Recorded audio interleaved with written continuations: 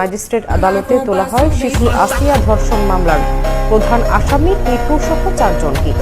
এ সময় মামলার তদন্তকারী কর্মকর্তা আদালতের কাছে আসামিদের রিমান্ড আবেদন জানালে শুনানি হয়। পরে প্রধান অভিযুক্ত টিপু শেখের 7 দিন ও বাকি 3 আসামির 5 দিন করে রিমান্ড মঞ্জুর করেন আদালত। গত 5 মার্চ রাতে শহরের নিজনদামরুলিয়া চরপাড়া এলাকায় বোনের শ্বশুর বাড়ি থেকে ধর্ষণের শিকার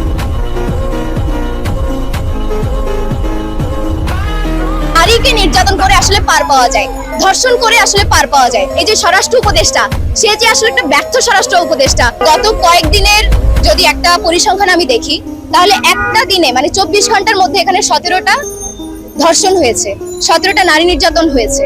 তাহলে আপনারা দেখছেন যে একটা 4 বছরের শিশু, সে শহীদ মিনারে ফুল দিবে বলে শহীদ বেদিতে যাচ্ছিল এবং তাকে ধরে কিন্তু ধর্ষণ করা হয়েছে। এবং রাজশাহীগামী যে বাস, সেই বাসে আমরা দেখলাম যে যাত্রীদেরকে আটকে রেখে এখানে একজন নারীকে কিভাবে গণধর্ষণ করা হয়। তাহলে এই যে বিষয়গুলো, এগুলো কিন্তু আজকের নতুন ঘটনা না। আমরা গত 15-16 বছর ধরেও কিন্তু এগুলো দেখেছি। আপনারা জানেন যে তনু হত্যার বিচার এখানে হয়নি, নুসরাত হত্যার বিচার এখানে হয়নি, এবং নোয়াখালীর সুবর্ণচরে যে মাকে, 4 সন্তানের মাকে যে গণধর্ষণ করা হয়েছিল, সেটার বিচারও কিন্তু আমরা পাইনি। তাহলে এই যে ধীরে ধীরে একটা ঘটনার পর আরেকটা ঘটনা ঘটেই যাচ্ছে এবং এগুলো একটারও কোনো সুষ্ঠু বিচার হচ্ছে না।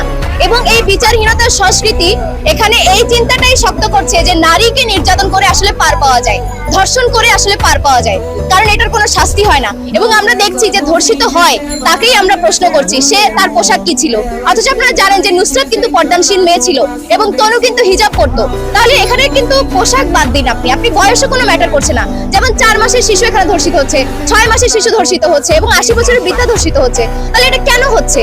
এটা হচ্ছে এখানে যে পুঁজিবাদী যে ব্যবস্থা এবং নারীদেরকে যে ভোগ্যপণ্য হিসেবে এখানে উপস্থাপন করা হচ্ছে, সেই কারণে কিন্তু নারীদের প্রতি আমাদের যে দৃষ্টিভঙ্গি, এই পুরুষতান্ত্রিক দৃষ্টিভঙ্গির কারণে এখানে নারীর প্রতি আমরা মানে হাটে বাজারে, ঘরে বাইরে, হাসপাতালে, অফিস আদালতে সব জায়গায় আমরা দেখি যে নারীকে কিভাবে ছোট করা যায়, নারীকে কিভাবে হ্যারাস করা যায় এবং এটা করে যে দিব্যি পার পাওয়া যায়।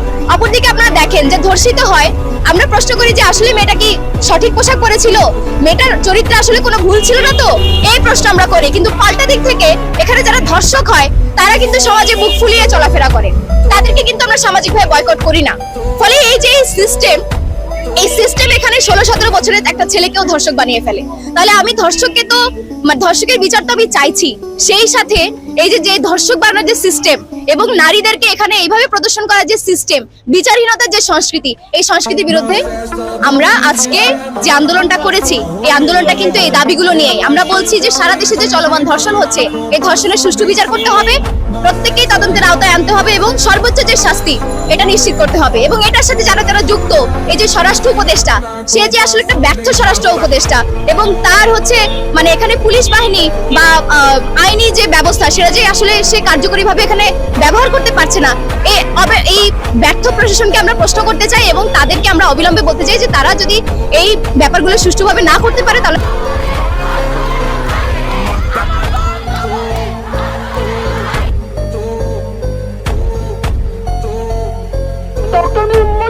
যখন চেয়ারে বসেন তখন তিনি খুব সুন্দর করে নরম গলায় আমাদেরকে বলেছিলেন যে মুহূর্তে আমার জনগণ বলবে আমি ব্যর্থ, সেই মুহূর্তে আমি চেয়ার থেকে নেমে যাব।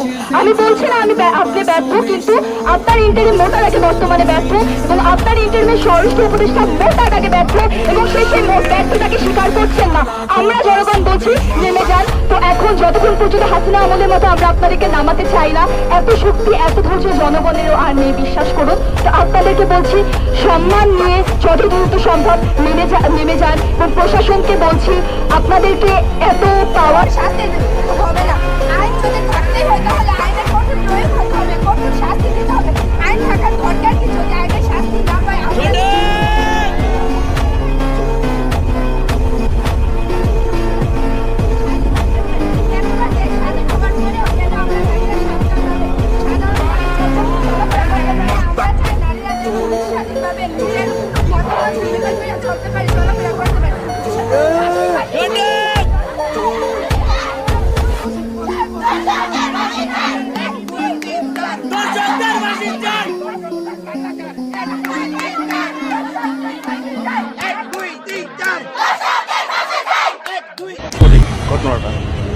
আপনারা জানেন যে আমাদের শিশু আসিয়া সে ধর্ষণের শিকার হয়েছে।